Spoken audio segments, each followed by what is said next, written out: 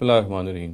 اسلام کی جو سیاسی احکام ہیں ان سے متعلق ایک ایسی بحث ہے جو ہمارے ہاں سے کافی عرصے سے چلی آ رہی ہے، اور وہ یہ ہے کہ اسلام ایک سیاسی نظام ہے، اور جیسے ہی ایک کسی ملک میں اس کا موقع پیدا ہوتا ہے کہ اسلام کا بول وہاں بالا ہوتا ہے، وہاں مسلمان اکثریت میں ہیں، تو پھر صرف اس کی ضرورت رہ جاتی ہے کہ اسلام کا سیاسی نظام وہاں پہ نافذ کر دیا جائے، اور یہ سیاسی نظام وہ ہے جو قرآن مجید میں پایا جاتا ہے۔ اور یہ ہمیں معلوم ہے کہ 1924 میں جب خلافت کا ادارہ ختم ہوا اور اس کے بعد سے لے کے اب تک جتنی بھی موومنٹس چلی ہیں، ان سب کی کوشش یہ ہوتی ہے کہ اسلام کا نفاذ کیا جائے جہاں پہ مسلمان رہتے ہیں، اور یہ کہا جاتا ہے، یہ دعویٰ کیا جاتا ہے کہ جیسے ہی اسلام کا نفاذ ہوگا تو اسلام کا جو سیاسی نظام ہے، جسے کوئی خط و خال قرآن مجید میں بیان ہوئے ہیں، وہ اسی وقت وہاں پہ نافذ کر دیا جائے گا۔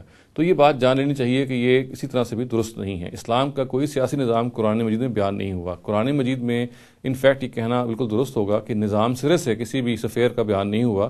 قرآن مجید میں کچھ اصولی باتیں بیان ہوئی ہیں، کچھ اصولی رہنمائی ہے، ان کو ہم پرنسپلز کہہ سکتے ہیں، ان کو ہم رولز کہہ سکتے ہیں۔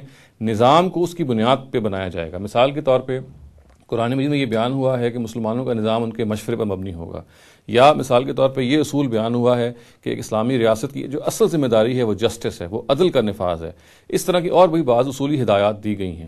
چنانچہ جو چیز ہمیں سمجھنی چاہیے اور جو جاننی چاہیے وہ یہ ہے کہ قرآن مجید میں چند متعین ہدایات، چند متعین اصول ہیں جو بیان ہوئے ہیں، نظام وہاں پہ بیان نہیں ہوا۔ نظام اصل میں ہمیں ان اصولوں کو سامنے رکھ کر بنانا ہے، اور یہ نظام کی خوبی یہ ہوتی ہے، ظاہر ہے کہ وہ جسٹیبل ہوتا ہے، یعنی جو قانون یا جو رول ہے، جو شریعہ ہے، وہ تو اٹرنل ہے، اس کو ہمیشہ آپ نے فالو کرنا ہے۔ اس کی بنیاد پہ جو نظام بنانا ہے، یا جو نظام بنے گا، وہ ہر ملک میں مختلف بنے گا۔ مثال کے طور پہ پاکستان میں کوئی نظام بننا ہے، ان اصولوں کو سامنے رکھ کے اس کی حیت، اس کی شکل اور ہوگی۔ انڈونیشیا میں، سوڈان میں، یا افغانستان میں یا دوسرے ممالک میں پھر ان کا امکان ہے کہ اس کے نظام میں اختلاف ہو۔ البتہ جس چیز پہ تمام مسلموں کو متفق ہونا چاہیے وہ شریعت یا وہ قوانین ہیں جو قرآن مجید میں سیاست سے متعلق بیان ہوئے ہیں جب ان کو ایک سیاسی نظام بنانا ہو۔ چنانچہ یہ بات بالکل قطعی ہے، یہ بات بالکل واضح ہے کہ اسلام کا کوئی سیاسی نظام قرآن مجید میں بیان نہیں ہوا۔ قرآن مجید میں اسلام کے سیاسی اصول ہیں جو بیان ہوئے ہیں، سیاسی جو شریعت کے پریسیپٹس ہیں، جو انسٹیٹیوٹس ہیں، وہ بیان ہوئے ہیں۔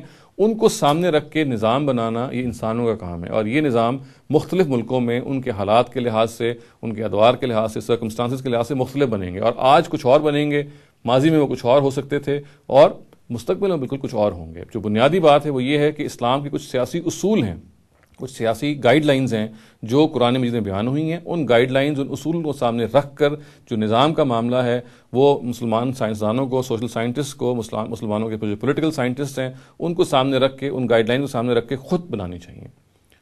اقول قولی ھذا واستغفر اللہ لی ولکم ولسائر المسلمین والمسلمات۔